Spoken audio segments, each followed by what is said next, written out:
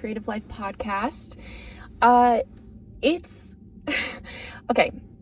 I see all of these. The topic for this week's episode was inspired by all of these like news headlines I see about like literacy rates are declining, which is its own separate scary issue. But then also like people aren't reading, kids aren't reading. These stats, the number of readers are plummeting.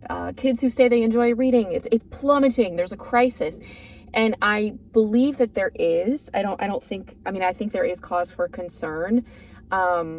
And let's be honest and just admit that like book bans are not helping this situation either. The book bans that are happening in so many states, in school libraries. But this isn't going to be really diving into the stats. I want to just focus on what I'm doing to raise a reader, to raise a book lover. And then also what my parents did when I was growing up to raise a reader and a book lover. Obviously, I have one kid who is 2.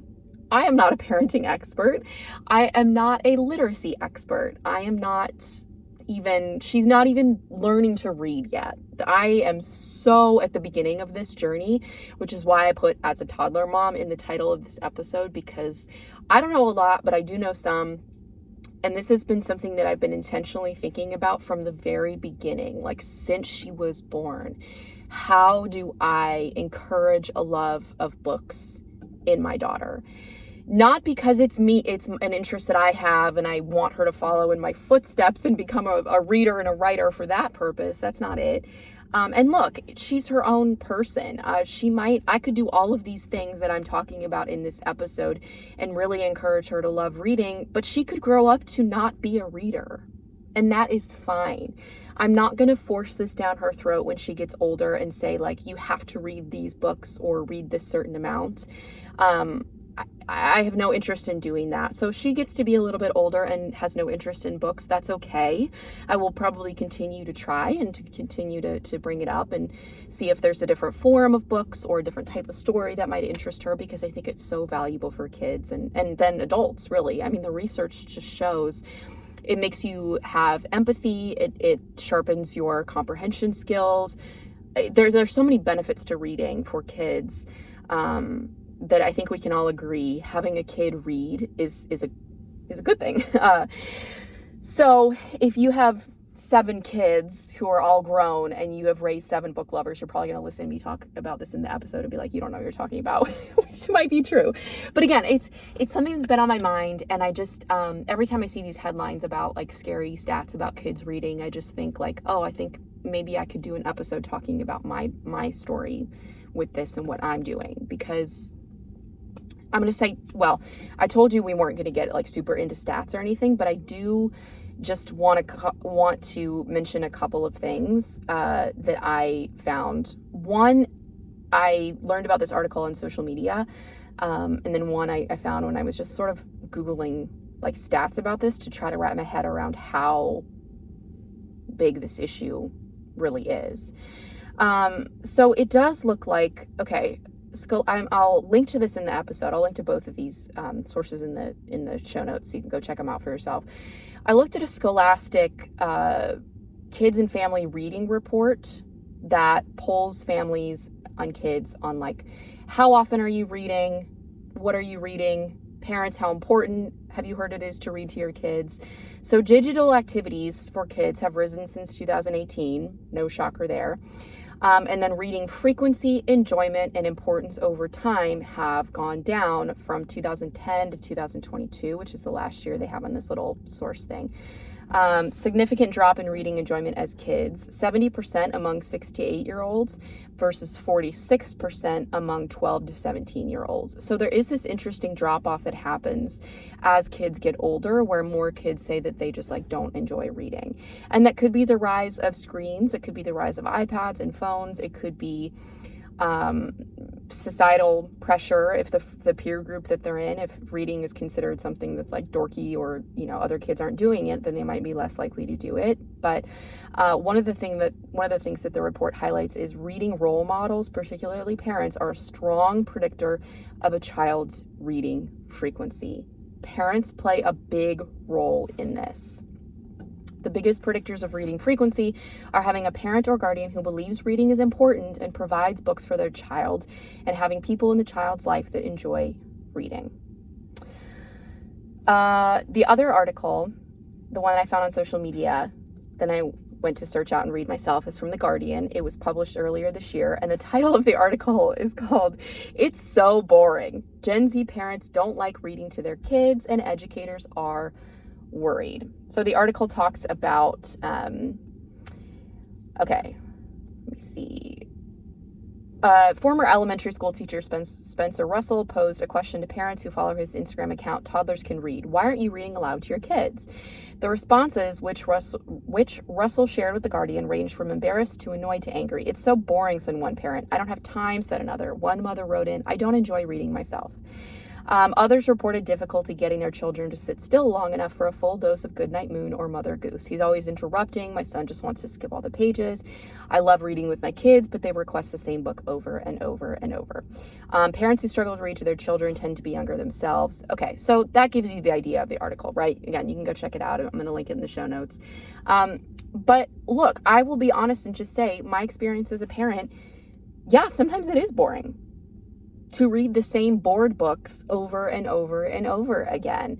But that's just part of it. You kind of have to get through that slog piece of it in order. It's like short-term pain for long-term benefit, which is honestly so much of what parenting is. So, okay, what I want to do in this episode is, I don't want to just lecture y'all again, because I'm certainly not an expert at this, but I want to talk about what I'm doing with my daughter. First of all, I'll talk about a couple of things, and then I'll shift and talk about what my parents did to encourage me to become a reader, which there's a lot of overlap, but obviously my daughter's 2, so I'm not at the stage yet of some of these things. So what I'm doing with my daughter, number 1, frequent reading since birth. Even when it's boring, even when she's pulling the book and wants to jump ahead, like she can do whatever she wants while we are reading. And I've had this mentality from the beginning. When she was fresh out of the womb, days old, I started reading to her, because having her propped up and looking at me while I was reading, I've read that that's so beneficial for newborns to look at their caregivers, to look at their parents' faces, to see how they're reading, to hear the sound of their voice. It helps with that connection. So just the sound of your voice when you're reading something to your kid, that's so beneficial. When she got a little bit older, like baby years, before she became a toddler, it was a lot of pulling at pages, wanting to put things in her mouth. It doesn't matter. I still kept reading to her. And I say, I'm talking about myself in this episode, but my husband reads to her a lot as well. Both of us are working on this jointly. We switch off like nighttime routines, for example. So I will do bedtime routine with my daughter one night, and then he'll do it the next night. And both of us read a lot of books to her as part of that. And then just during the day when we're playing, she'll want to take a break and read some books, and both of us will read to her. But I'm just talking about my experience in this episode, so I'll keep it just saying I. Now that she's a toddler, she will sometimes flip pages forward. She'll want to skip pages. She will want me to stop halfway through the book, throw it down, and get a different book. She will want to read the same books over and over and over. She's very into Peppa Pig right now. We don't really do screen time for her, except like maybe an hour on the weekends. Just because I haven't really found it necessary yet. I know eventually she'll be on screens more. It's just inevitable with kids and school and stuff. But she doesn't have any screens, and we don't let her watch anything on the phone. It's just on the TV, like on Sunday afternoons or Saturday afternoons, we'll watch some Peppa Pig. She really likes that. And we have all of these Peppa Pig books that are literally falling apart. They're these really thin paperbacks. 2 of them have the covers ripped off. One has the first 2 pages missing because we flipped through them so many times. She will get home from school sometimes and say, Peppa books, and she just wants to read her Peppa books. I have read those books so many times. It's not that interesting to me. I mean, it's not interesting in the first place. It's a kid's book, right? But I don't care. It's just part of playing with her. I'm not playing with her because I love playing and making things up and using my imagination as an adult. Playing with a child isn't that exciting when you're an adult. And it's the same thing with reading, but it's just something you got to do. I do enjoy it more if it's like a new kids book that we get from the library, and I'm like, oh, this story looks kind of interesting. But a lot of it is so basic. It's just not that interesting for adults. But that's okay. That's not the point. The point is not for me to be entertained, for me to like read a compelling story. She's directing all of this, right? I follow her lead. So frequent reading. And then number 2, I already mentioned, I'm not following my list here, rereading her favorites all the time. Yeah. Number 3 is frequent trips to the library now that she's a toddler. Obviously, we didn't do this when she was a newborn, but we go a lot of Saturdays to the local library because libraries, I mean, our library has like a little play area, there's toys, they have story time every once in a while that coincides with when we're going, like a family story time, which is great. The kids will sing songs and the librarian will read some books. But we just get books that she is interested in. And she's 2, so she likes the colors or an animal on the front cover, and she'll just grab it, we'll get a stack, we'll take them home. But I want to get her used to going to the library to get new books, because it's fun to get new books. It's kind of like kids getting new toys, right? The novelty is fun. So frequent trips to the library now that she's a toddler. So that's all I'm doing right now. That's it. There was a period where she was like a year old, around that age, where she didn't really want to, well, actually, I guess it was more than a year. Maybe it was like 18 months, like a year and a half, where it was very difficult to get her to sit still. So we would try reading. We would read for like 2 minutes and then she would want to be off playing. That's fine, but I still kept trying. I would still sit her down. I'd put her on my lap. I'd open up a book. And if it kept her attention for literally 2 minutes, awesome, that's a win. And then she can go off and do something else. I'm not going to like restrain her and force her to sit and read a book with me if she's truly not into it. But we would just do that over and over and over. And now she's to the point where she will sit. We haven't even tested how long she would sit, like, to read, but it would be a while. Okay, so things that I think my parents did well in terms of encouraging me to become a reader. Reading the same books over and over, which I mentioned already with my daughter. Frequent trips to the library, that was the same. We went to the library a lot when I was a kid. I would obviously go to the school library just in school, but then my mom would take us to the library a lot. And it was like just something that we did. It was a part of our routine. It was a part of our life. It was very normal that I have 2 younger brothers. So all 3 of us would get our own stack of books to take home and to take care of and keep track of and then return them. And it was just something that we did. It was very normal. Another thing that they did that really was so beneficial is they let me pick what I wanted to read without judgment. I think this is where, and I even saw this a tiny bit as a librarian, not so much because not as much as like a children's librarian, I imagine, or a public librarian. I worked at a college. But I think so many kids get judgment passed on about certain books being better than others, from teachers, from parents, from society. I mean, even just look at messaging about like romance novels, be like trashy romance novels, or back when chick lit was a thing, just like demeaning literature written by women, right? It's everywhere. I certainly has this as an English lit major in college, where it was like, no, certain books are just inherently quote unquote better and deserving of analysis and discussion, and some are just trashy, fluffy reads. And it's like, I hate that now thinking about it, but it's just the truth. And I think that starts in elementary school, where certain books are just fed as like, these are the books to read. And this is what you should be reading. And I think it's like anything with kids. You know, one thing my parents did well is encouraged all 3 of us, me and my brothers, to follow our interests. So they didn't force all of us to do the same activities or sports or music lessons or whatever. They wanted us to do some things. They wanted us to join extracurriculars and do something, but they weren't judgmental about it or said like, oh, you have to do this thing. And it was the same with books. I was a very early reader. Like I went to kindergarten reading like Little House on the Prairie books, just because I started reading at an early age and I started like devouring books, and I wanted to get into bigger stories when I was younger. And that was a problem in early elementary school, where I wanted to be reading more advanced books because I had the capability, but maybe my parents felt like I wasn't ready for certain more advanced kind of subject matter. But they never tried to control that, really. Partly because they just didn't know. I mean, I maybe every once in a while I would read something that was like kind of inappropriate, but it was pretty rare. Um, because I was sticking to the children's section of the public library, and then I was sticking to what the school library had. So it wasn't like I was really reading anything super bad.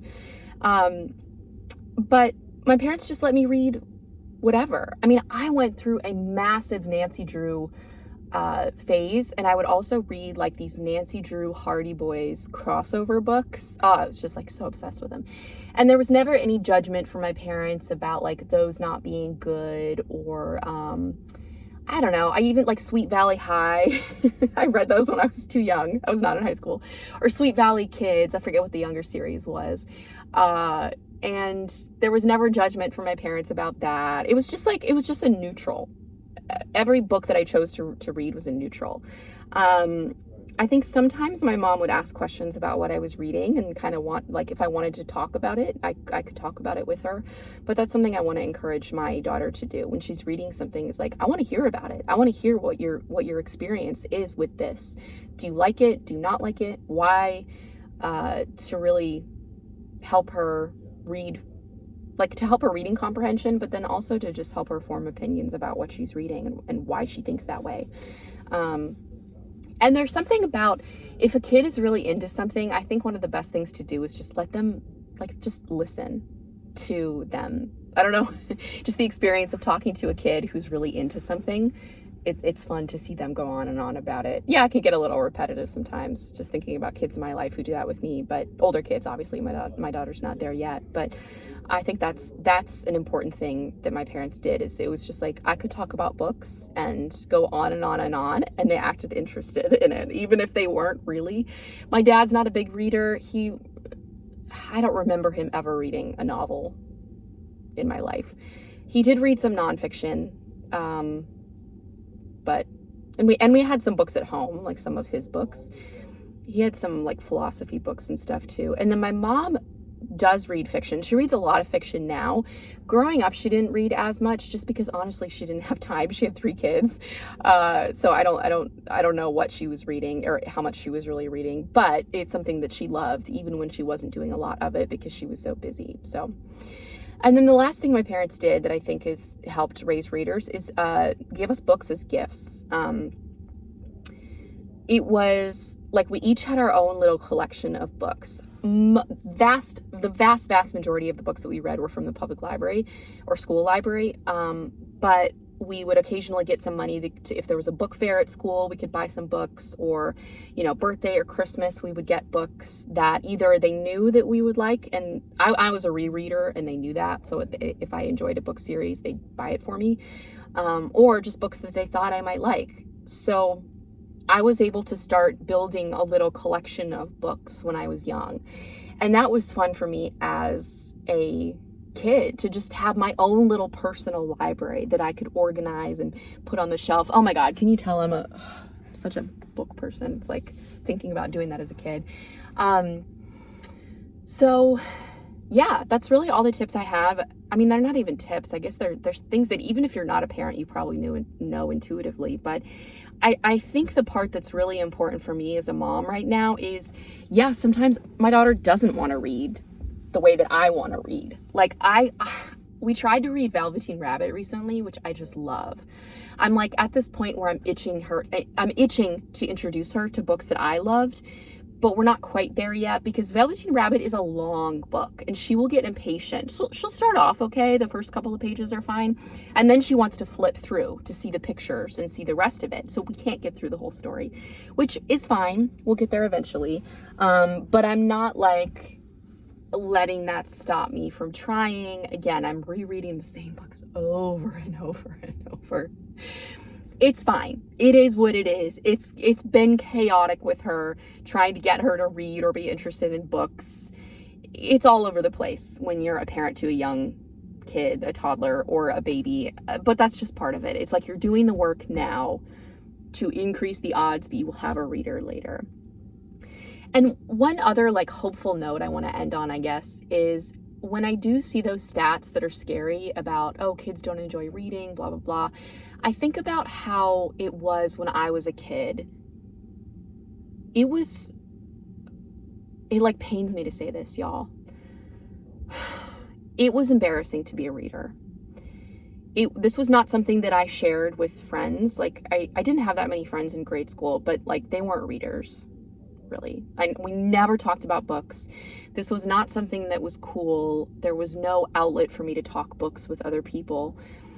And I remember a shift happening when the Harry Potter series came out. So let me look at when the first Harry Potter book came out. I actually didn't read Harry Potter. I didn't read the series until much later. Okay, so the book was published in 1997. I guess that makes sense. I was born in 86, so I would have been like 11. Okay, there was a bit of a shift that happened when Harry Potter came out. I despise J.K. Rowling. I don't want to give her any more credit, but I think it's also important to acknowledge the shift that happened when Harry Potter was published.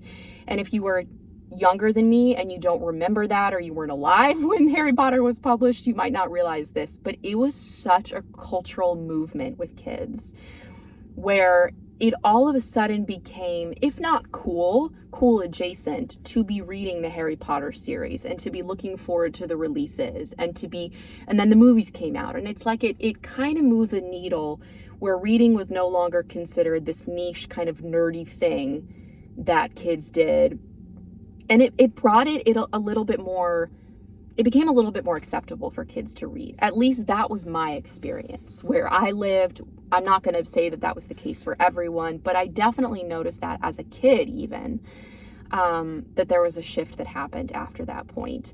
And now I think of how it is with Bookstagram and Book Talk and all of these social media outlets for book lovers. And a lot of them are young. I mean, if you look at TikTok, just the user base of TikTok skews younger. There are so many teenagers who are discovering books and reading through social media. I think that's a fucking great thing. I'm so excited for that, actually. That's one of the positives about social media. And it can be easy to focus on the negatives, like those scary headlines about statistics about readers and the negatives of social media generally. And of course, there are tons of them, but that's one bright spot. I think that if Book Talk or Bookstagram or whatever, if they can spread the gospel of reading and encourage kids and teenagers to read, that's an amazing thing. So I'll end on that note because I truly think that's an incredible thing. And if I had been growing up in an age of social media, maybe that would have encouraged more of my peers to read. I don't know. But I do think it is a step in a positive direction, at least for young women. There's all the stats about how young men are not reading as much, but that feels like a whole separate conversation because there's just a crisis with young boys and, teenage boys and men, honestly, in the world right now. So that does feel like a separate topic. But yeah, that's a good thing. Y'all, we got to take our wins where we can. And I think that's a win for us in this community. So, all right. I hope that was helpful if you are just interested in this topic, even if you're not necessarily a parent. Hopefully that was interesting to hear as thinking about how we're going to do this collectively and also individually, like on an individual level. And maybe you're just a fun aunt or uncle and you have friends with kids or you have nieces and nephews. Like, this is something to think about for them as well. You don't have to be a parent to help instill a love of reading in a kid. I guess I should have said that at the beginning. That probably would have been a good intro to the episode, but anyways. All right, thank you for listening and I will see you next week.